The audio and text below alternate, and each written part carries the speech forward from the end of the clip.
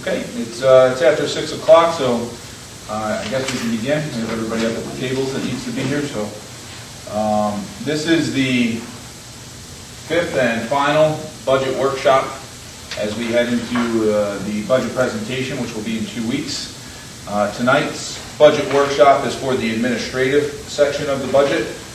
We previously have had water and sewer, Department of Public Works or General Services, which includes highway, recreation, and sanitation.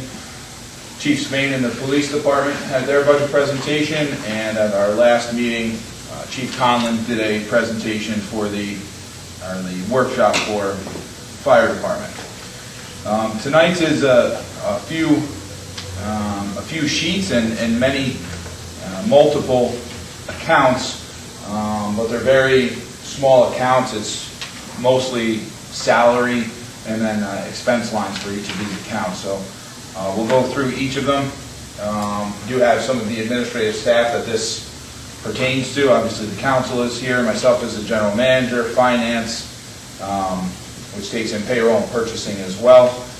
City clerk is here, and the head of the building department is here also. So if there's any questions as we go through this, they can be answered. We do have one department head that was going to be here today, but he couldn't make it. He was excused for tonight, which is understandable. So first, I do want to point out that in each of these budget workshops, when it came to salaries, we only put in the salaries what was contractually obligated. So for the police department in 2019, their contract has a 1% increase, so that was put in for that. CSEA employees have a 1.5% increase, so that was put into those. Administrative staff do not have a contract. They're non-union, non-collectively bargained employees, so it's at the council's discretion whether or not administrative employees receive an increase. Historically, the increase for administrative staff fell in line with the CSEA. These sheets do not show an increase, but the total numbers, if each of the staff, and here each of the full-time staff, as well as the corporation council, who's considered part-time, if each of these staff was to get the 1.5% increase that the CSEA does, if the council deems that is fit, that's equal to $11,396. And I can provide each of you with those numbers and a complete breakdown of the salaries as well. Thank Amanda DeLapp for doing that. Just to give another number out there, if the council so chose to make that increase a 1% increase, the total would be $7,604. Again, that's for all of the full-time administrative staff on here as well as the corporation council. That does not include the assessor who was just newly hired.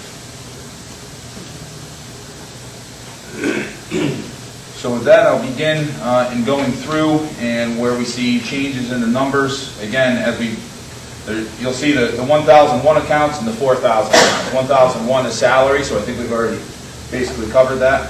And the 4000 account are the expense accounts, and we can talk a little bit more about that. So previously, the 2018 budget for the 10-10-4000, which is the mayor and the council, that budget was $6,000 in total, and $4,200 of that is the A funds portion. We have seen a reason to reduce that down. There was a contract in there that was not renewed, and so we can reduce that down. And I propose $4,000 for the 4000 account, the 10-10-4000. Most of these, what you'll find is that they cover a lot of incidentals that happen in these departments, but a lot of it is training, education, and conferences. So for instance, I know Councilman McGrowdy and I believe Councilman Patricelli both went to conferences this year, whether it was the state comptrollers or NICOM conferences, so there's costs associated with that, so that has that in there as well. And again, supplies, publications, and memberships. Rensselaer County Chamber of Commerce, Colony Chamber of Commerce, and so on. Next, we go down to the general manager. Again, it's the general manager's salary. There is a slight increase in the salary. And in the general manager, so this will be my 5th year, so there's longevity increase after 5 years, so that's why there's a change there. That's where you see that increase in number. The secretary to the general manager, and we'll notice further down, and the purchasing clerk are the same person. Phyllis Carroll has taken on double duty doing both of those positions, and so her salary is split as such for that. But it's the base salary that she had as we moved forward. So we were able to eliminate that purchasing clerk position with Phyllis handling both. As we move into the 4,000 account, I've increased this account, or requesting to increase this account by $2,000. I have rarely attended conferences in continuing education and trainings in this year. More so because I'm frugal than any other reason. So I put in a request to increase that from $3,000 as the total expenditure account to $5,000. Also in there is the incidentals, phone, and vehicle maintenance, the preventative maintenance for the vehicle, rather than this year's, which was reimbursement for mileage, which ended up being the same number. Next is the 1310, which is the Director of Finance. We have a Director and a Deputy Director sitting over here. The 4,000 account for contractual services. The main one on there is auditor costs. So this is our independent auditor that comes in. We also do an SEC filing each year. We have Unistat services for that. We have certain reports that have to be done. OPEB report, Jefferson Solutions handles that. So this year in particular, we will have an increase in our auditor costs because of how much federal funding we've gotten through grants. After you hit a certain threshold, you have to do what's called a single audit, so that increases our cost for auditor. And so that's why you see the increase in that number. That is, what's that? Is that a $16,000 increase? No, that's just the first line here. It says auditor costs. So the auditor costs are the one that's listed at $26,750, and it was $24,000, so it's just a slight increase there for that. So as we go down to the next one, which is the at $13,150. Yep. So in 2018, we estimate that we're going to be at about $14,675. One of the main reasons is this is now where our bill to Paychecks, which is our payroll company that provides the paychecks, it's now coming out of this account. So we see that there. So that's in there. When we have credit card payments, we have the fee that we have to pay. That fee is in there. Again, some training, licensing, continuing education. Where are you again, John? 1310, 4,000. Office expense. 4,000. Yeah. Right. Office expense, computer costs, tax receipt software, printer, tax bill production. So the 2019 requested budget is 13,150, and the 2018 it was 5,000. And why the increase? Paychecks? Paychecks is an $8,000 charge for the year, and that's coming out of this account now. And where was it? It was coming out of a different account. So it's just a swap? Previously, it was moved into this line. That's where they've been taking it out of, so put it in there permanently as we move forward. 6 of one, half dozen of the other come out of whichever account. Right. Okay. And when we get down to where that came out of, I'll go through those numbers as well. So when you say finance charges for credit cards, well, I mean, not finance charges you're talking about. You're talking about like a $50 fee for having a credit card? So they're actually for, I'll let Mike and Amanda kind of, we have Service fees for the use, your admin, administrative fees that are just applied. Or, I don't get it, what are we using a card for that has the express pay online Someone service? pays a bill with a credit card, we have to pay back the credit card. But I thought there was an extra fee for the person paying it online.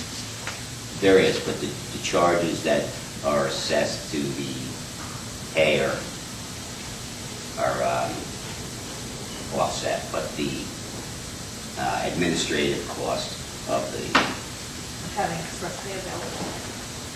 It's how much Express Pay charges us for having their service, basically. I mean, we could be talking about pennies and spending, wasting time. What are we talking about? pennies. I mean, for the global payments, I don't know, what is it? A few dollars a month, $40, $50 a month, you know. It's got $2,600 a year. Oh, So we're losing $2,600 a year to have credit card payments made? was that the express pay?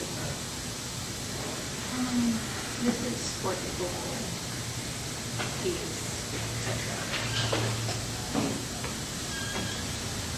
Very minimal. Let me look into it, Charles. I'll send you detail what the credit card. A few dollars Yeah, a sure. month or something is a month for $2,600. Well, there is a charge for the express pay. Yeah, I think that's more what it is. The express pay platform, their Because annual maintenance. I got typically you. typically when someone pays their bill online, they Right. pay the extra fee. Right. But to have that service available, I think that is the charge. That is associated with that.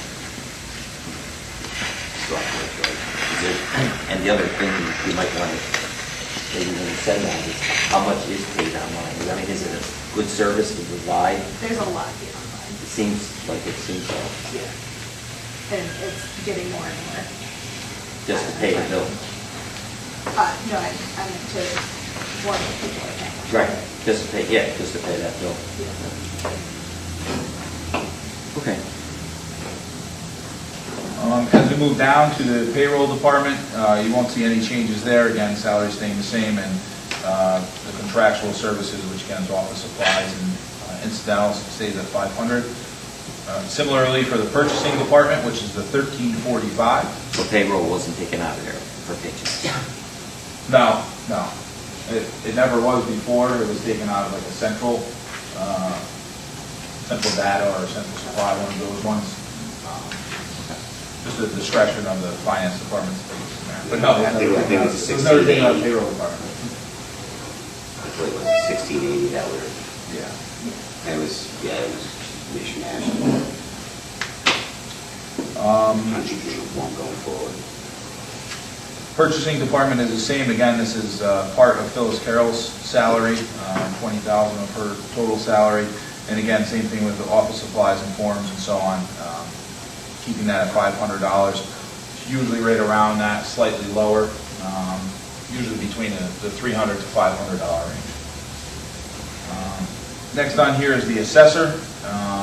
We had a retirement of the assessor a few years back. They came back as part-time assessor, fully retired again, and we have recently hired a new part-time assessor, which keeps the same salary. We're able to negotiate to keep it the same. So that's a $30,000 salary. The 4,000 account here, there's a lot of fluctuations over the years in this 4,000 account, and a lot of it has to do with attorney's fees. When we have somebody that's challenging their assessment, and we go into appraisals and attorney fees and so on like that. So out of this $7,000, $5,400 of that is to cover attorney's fees. 1,300 of it is for the RPS system, which is our assessment system. And then another 300 is for, again, miscellaneous office supplies and so on.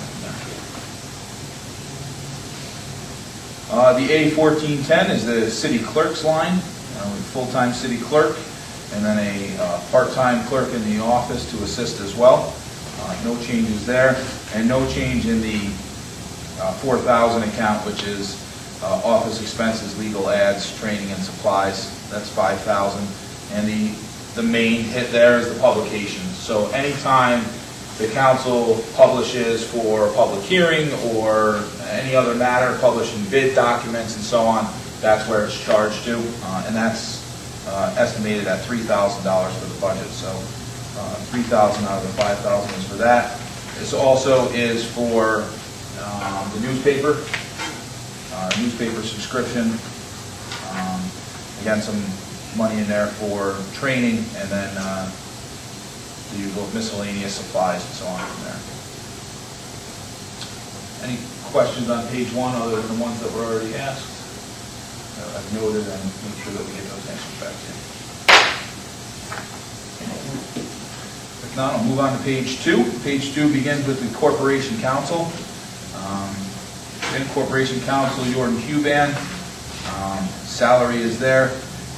The 4,000 account is for, mostly for other attorneys or legal consultants.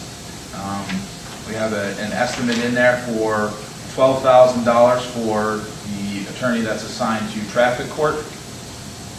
Other attorneys' fees budgeted in there is $17,525 when we need attorneys for any other matters. There's multiple reasons for that. And then some miscellaneous charges in there as well. So we did increase this from $25,000 to $30,000, and that's more so for the other attorneys' fees that we've accumulated. If you've ever worked with attorneys, they have a very high rate of pay hourly.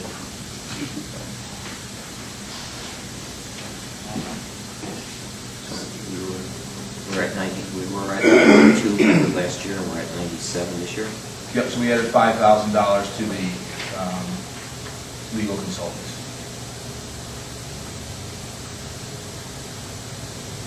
So it's an increase of $5,000 for that line.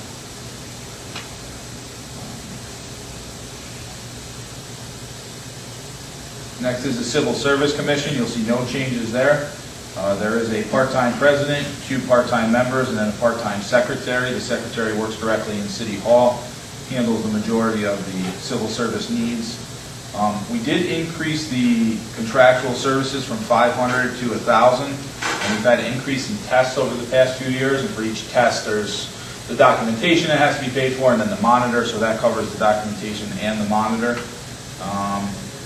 Between now and the presentation, I'm going to work with the Civil Service Secretary to see if he has any way of predicting how many tests there will be, but there's really no way to predict. If the school or the Housing Authority has a need for it, they ask for it, and then if we have a need, we also ask for it. So when tests run out, we usually offer new ones. I believe we may have a new police exam next year because I believe that list has been exhausted, so that could be one major one that we have there. 1454,000 is the election costs.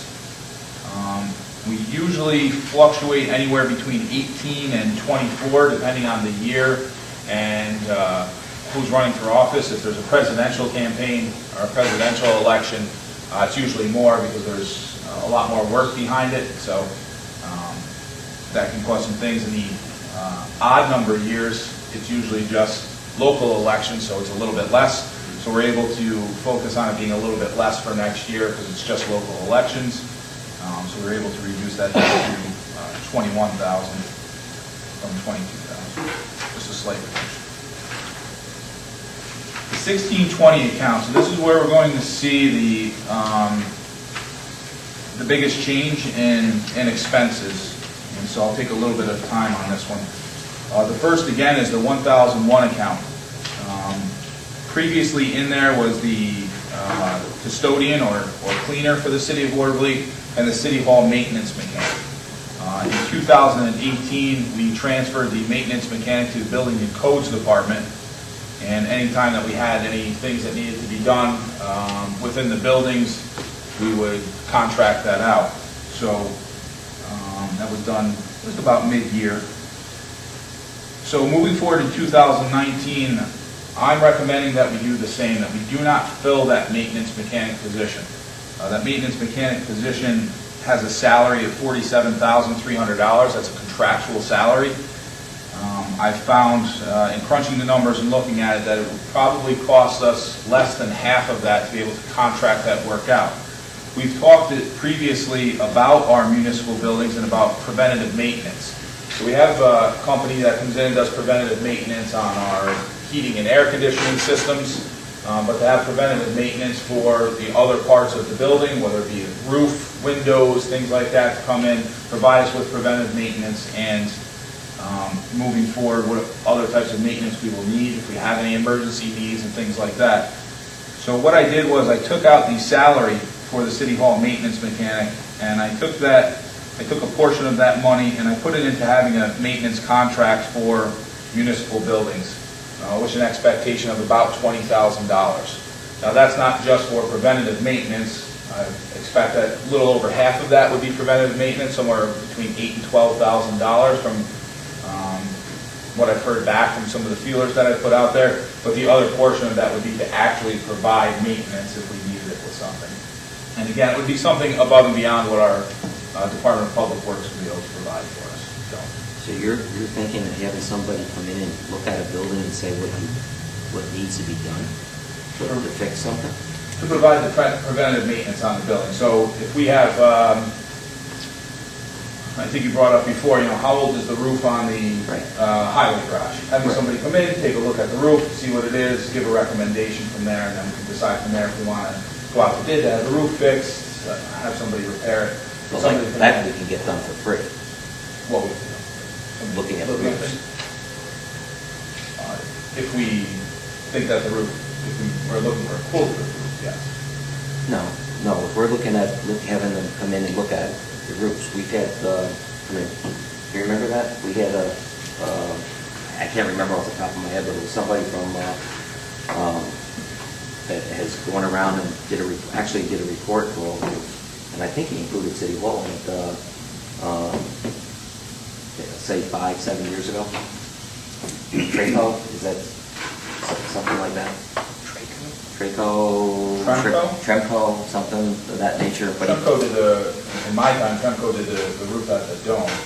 They do roofing, but there is a fellow that goes around and actually will inspect the roofs for you and look at them all and give you an not appraisal, but an assessment of what the roofs are looking like. I mean, that's just roofs. Okay. But I mean, I'm not aware of that being done or anybody that does it for free unless you're looking to get a quote from them. And if they did the City Hall roof, I wouldn't expect to hire them again. City Hall roof is a mess. No. And they have repairs. Sometimes it's only. Okay. If I can look into it a little bit further, we may be able to reduce that number from But is that the only 20,000. preventive maintenance you're looking at? I mean, you said the heating system is one, but is your roofing the only one you're looking at? No, it would be total building preventative maintenance. We have, we haven't really had a preventative maintenance schedule on the building. City Hall has multiple things that are in, just repairs some of the windows. We're actually, Paul Lavassiere and I were up on the 3rd floor today, and we opened the door to go out. You can see that the window, the paint's falling off of the windows. It looks like Freddy Krueger was up there last night trying to slash it up. That I understand, but I don't think we need somebody to look at that and tell us that. You and Paul have already noticed it, so it needs to be fixed. Sure, Right. On those specific things, the things Right. that are a little bit more detailed, like a roof or like a, basement or heating, we do have somebody for heating systems, things like that, so. But I can look further into. I'm just hesitant to throw money down to have somebody come in and look for when we should be able to look at that work ourselves and then use that money to have it fixed. If we have the ability to look at it, I agree, yes. For more detailed things that we don't have the staffing for them. I'll help you anytime you want. You can tell me if the roof's leaking, if the roof's No, bad. I'll have somebody look at the roof. I know where my limitations. So we may be able to reduce that, and we can just take a look at what maintenance we've incurred over the past few years and get an average of that and be able to put that into the maintenance contract for the buildings. Regardless, even if we keep it at $20,000, it's a savings of $27,000 by doing that. And again, that's my proposal. We got Mr. McRowdy here, who probably can go around with a notepad, right? I could. He has done that, so. Also in that same line there, the first line of the 4010 is the power costs for City Hall, court, and the police department. And so with rates going up, we did put in there an increase. We're at $24,000 this year for our estimated ending with $24,000 for our gas and electric costs in the main building of City Hall. So we did increase that to $25,000. Hopefully with some things that we have going on, we may be able to reduce our electrical expenses we did receive we do have an opportunity for a grant that would replace all of our lights with LED lights, so that could reduce that number. We don't have that 100% solid yet, so don't want to estimate it if it's not there. In the 4010, which is a high number, one of the major hits on that is payment to M&T Bank, which is from upgrades, efficiency upgrades to municipal buildings. So that's a $68,000 charge in there. Obviously, we have, Verizon and Regan Pest Services, many smaller accounts in there that add up. One of the other big ones in there is EA Morse, who provides us with a lot of our cleaning and paper products as well.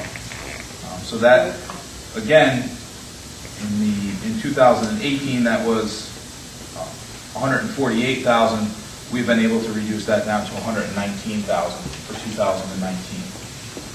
And making some changes in there.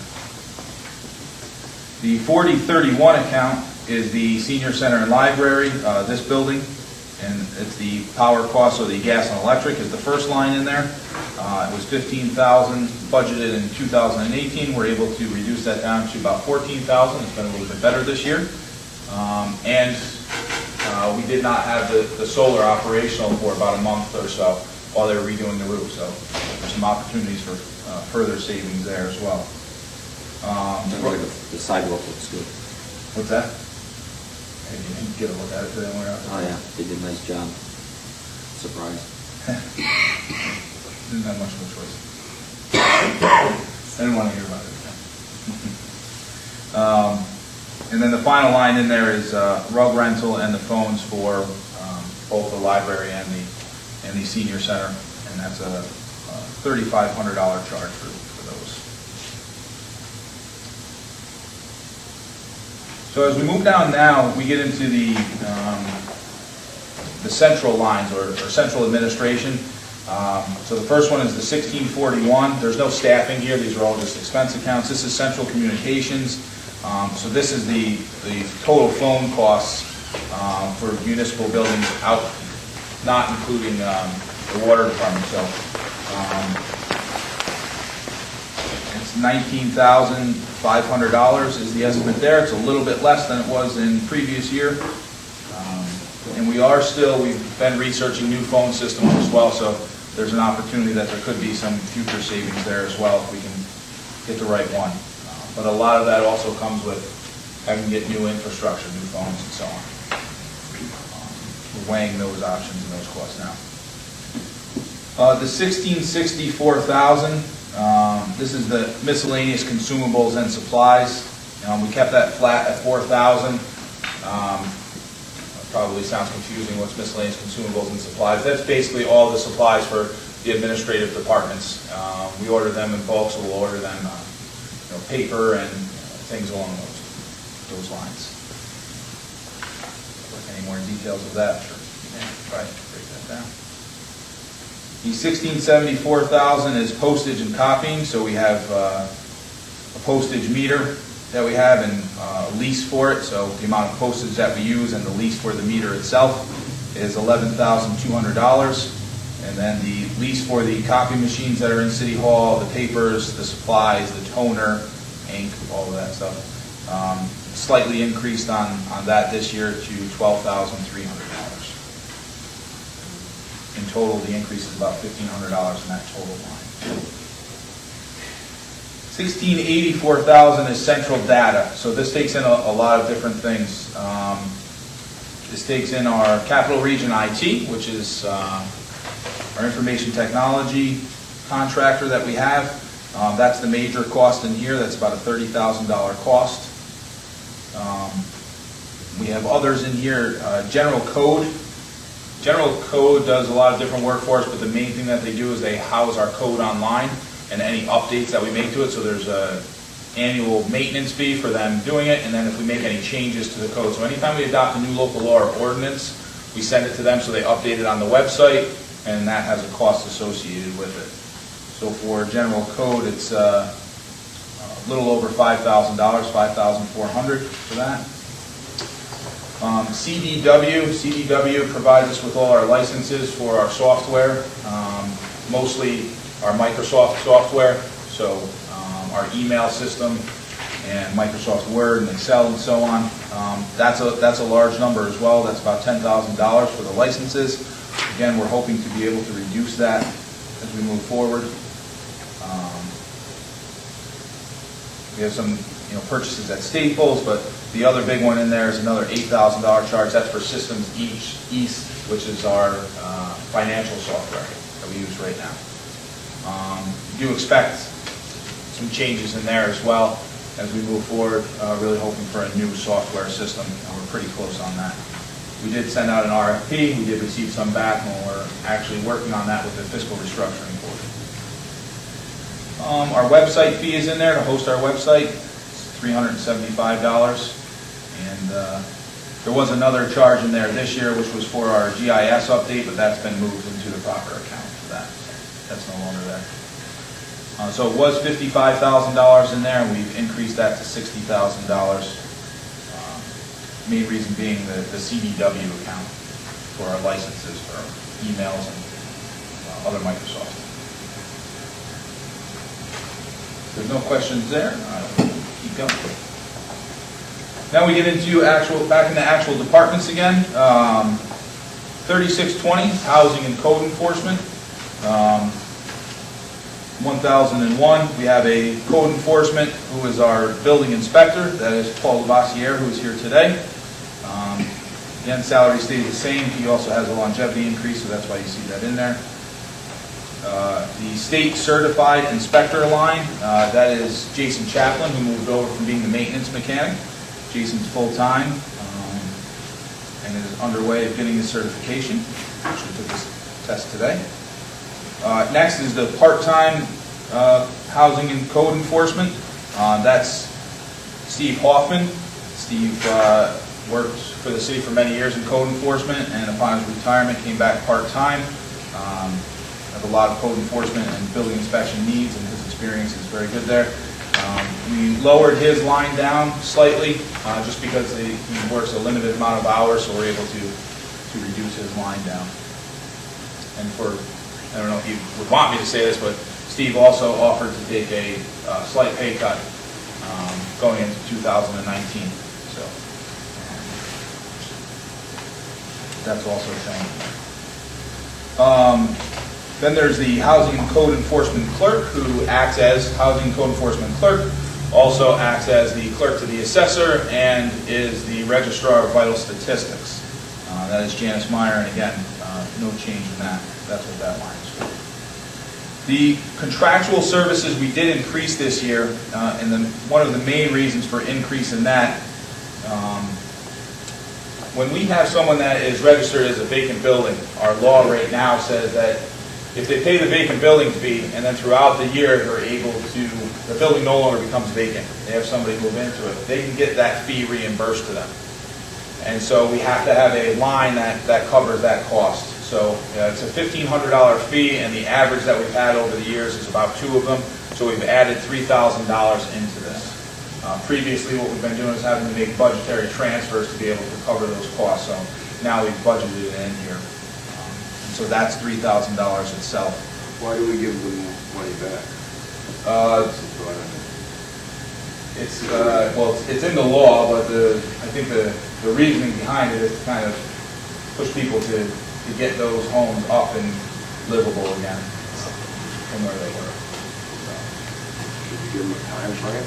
They would change it to a time frame. There was losing money in sewer water. Yeah, I believe there was previously a time frame that they had to do it in. It was within a year. Within a year of vacancy. So when they register a building, they have 1 year from the day they register it to get it occupied. If they get it occupied within that amount of time, they get their money back. If not, next year, we send all that. So they paid $1,500 to register the building, and 1 year from that date, they get it really occupied. If they do it in that time frame, they get their money.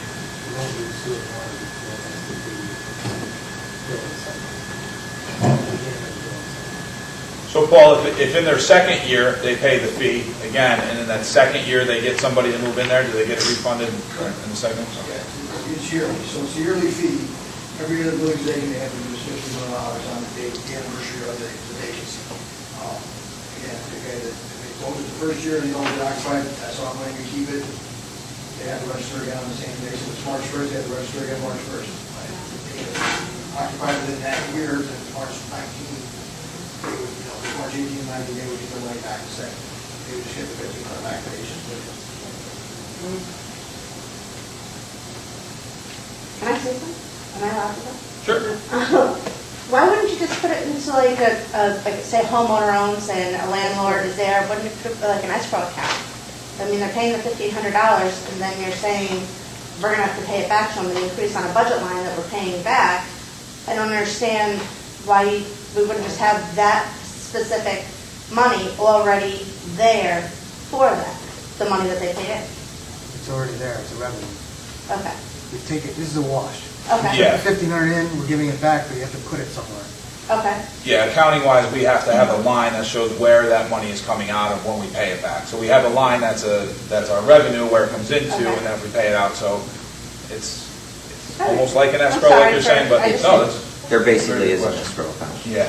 okay. Also in this are Verizon jetpacks for when the code enforcement and building inspectors are out in the field to be able to operate their computers and surfaces for what they need to do there. The department is in need of cameras to be able to take pictures that have date and time stamp. The cameras that we did have were old and aged out and no longer really functioned well, so we did put in here a couple $100 for new cameras for them. They become very useful in court, which is where most of the work is really completed. Training in there's 4 staff, 3 of which have continuing education credits that they have to take. So that's about $2,500 that's in there. And then again, preventative maintenance schedule on the vehicles and then any maintenance that they need. Code enforcement, as Paul likes to tell me, gets all the hand-me-down cars. So they do usually require some maintenance, but they're very well driven, so they do pretty good. So again, that's where you're going to see the major changes in the increase of that 4,000 account from $3,000 to $8,000. The main hit there again is that vacant building repayment. And the last department that's on here is economic development, which is planning, economic development, community revitalization. It's the 8686. David couldn't be here with us tonight.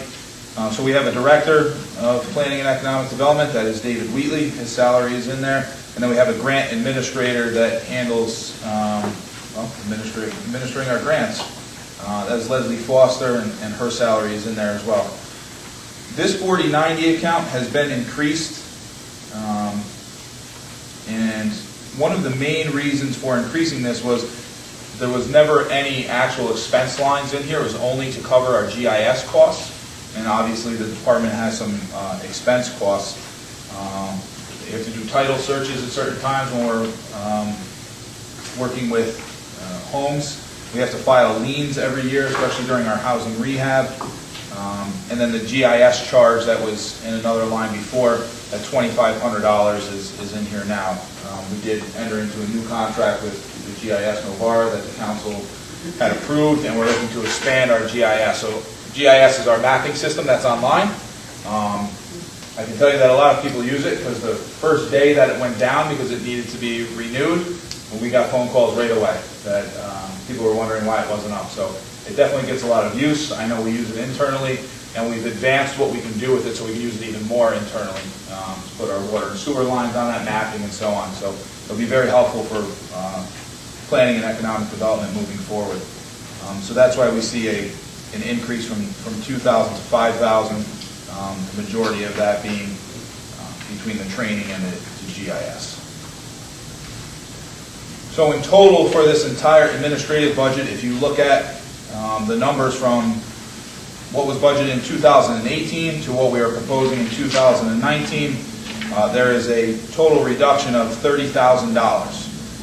So there is a reduction in the overall expenses for the administrative budget for 2019 of $30,000, which roughly equals out to be nearly 1% of the tax rate.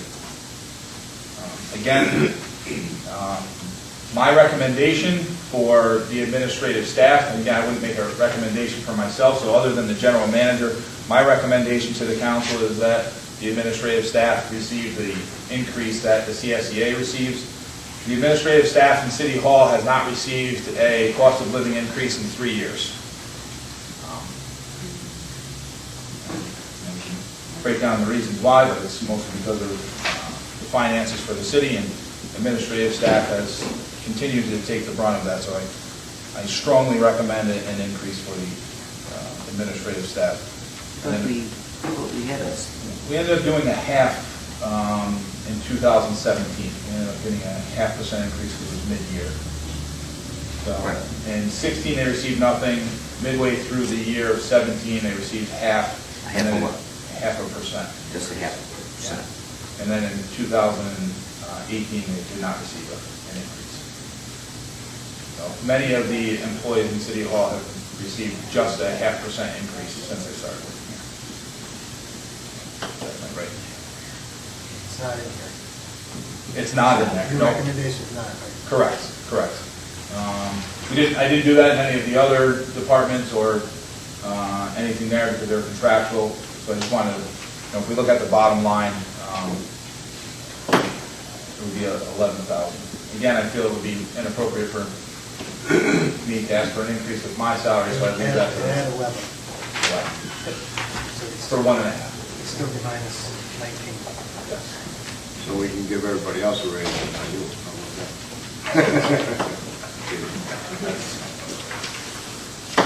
Discretion of the council.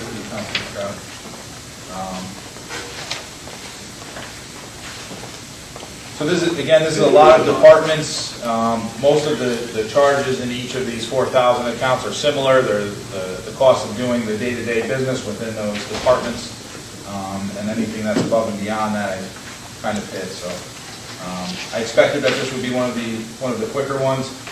This is the first time that we have had an administrative budget workshop, so this is new, but the plan is to continue this process as we move forward over the years.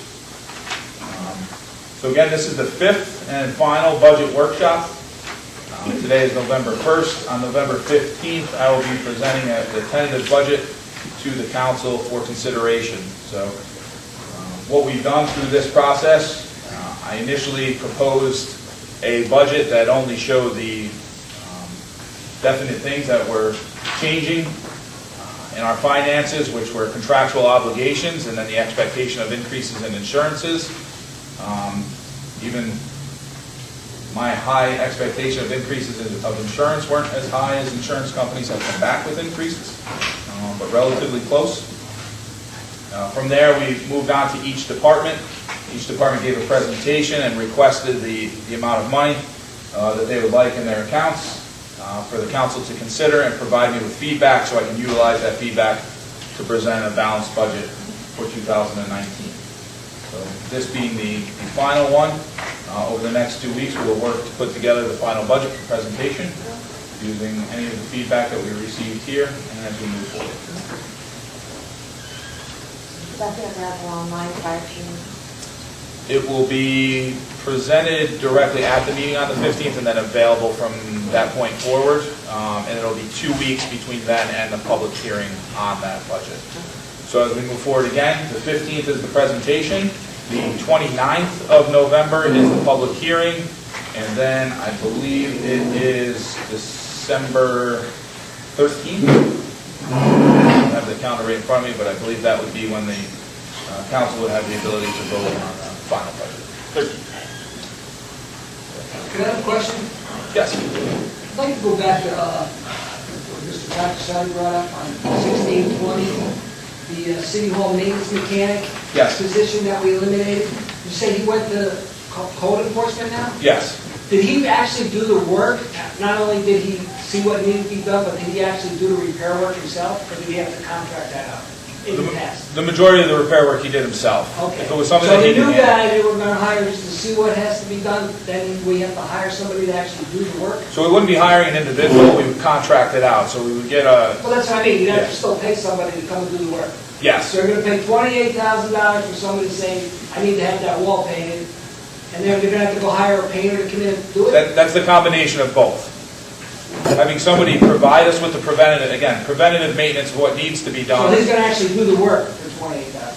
It would be multiple different contracts, but it would be if we had a preventative maintenance schedule to provide preventative maintenance for whatever we determined we needed it for. So if we need somebody to come by and tar the roof annually or something along those lines. If we only need to identify what's wrong, we can do that ourselves and contract it out, then it would just be to contract with somebody to complete the work. So I can give an example. Our Corporation Counsel's office had mold in it. It was very moist in there and had mold in it. Our maintenance mechanic was able to repair that office. Took all the walls down, ripped out all the carpets, skimmed the wall, put new trim up, painted it, put down new flooring, did all of the work in there. So there's no cost associated with that other than the materials because he's an employee. Right. Takes a little bit longer because it's an individual doing that. If we were to contract that work out, it probably would have cost us about $3,000 to $4,000 to do that. And we have times occasionally when we did that, we actually had 3 different offices that we did this year to be able to do that. When we contracted it with somebody, it ended up costing less than having our own employee do it. It took about 2 years to do. What's that? It would take about 2 years to do. It took about 5 months for him to do Jordan's office, so, Chris Jordan's office. So basically, and I'll let you go, I don't want to beat the drum, but the person who's going to collect the $29,000 will be doing some physical labor himself, or no? It's It's a yes or no question. It's $20,000, and we would contract it, and it would be to do the work, yes. Yes. No, it would not be an individual, it would be a contractor, a company. So it's not going to be a salaried employee? No. That you have covered No, we're in removing here? the salaried employee and using contractors instead. So again, in the contracting employee, I can say here that his salary is $47,000. There's obviously fringe to that as well. So there's, health insurance benefits, obviously that's a major slice out of the budget by being able to do that, so it cuts that. But we usually expect fringe benefits to be about 60% of the person's salary. So if it's a $47,000 salary, we're talking about probably $75,000 is the total cost for that employee. And instead of having that employed for $75,000, we will use a contractor to do any of the work that we need, and we estimate that to be at about $20,000 for the work that we've had done recently throughout the years. I'm sorry if I didn't explain that better the first No, that's time. all right. Might Thank you. have helped your question. Again, whether we enter into a preventative maintenance contract or we find a contractor that can do anything that we want and we sign them up for the year and they're just on call whenever we need them, we'll be working on that moving forward, and then it'll be proposed to the council whether we bid it out or however, depending on what the cost is for that. Or we can do it job by job as it comes up. It's always good to have somebody that you can call on an emergency though.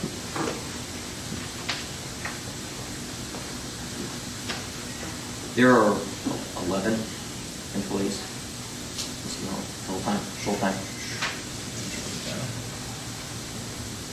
14. 14 full-time? I think it's 13 full-time and then the corporation council.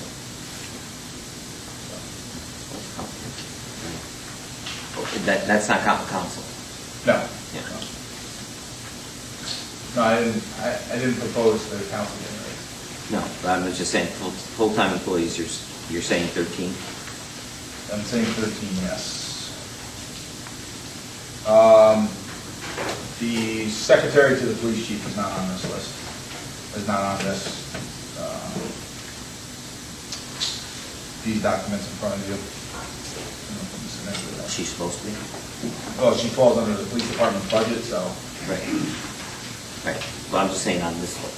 She's covered under the police department, or she covered under? She's non-collectively bargained, so she would be one of the administrative employees that would receive an increase. Her salary was discussed during the police department's budget.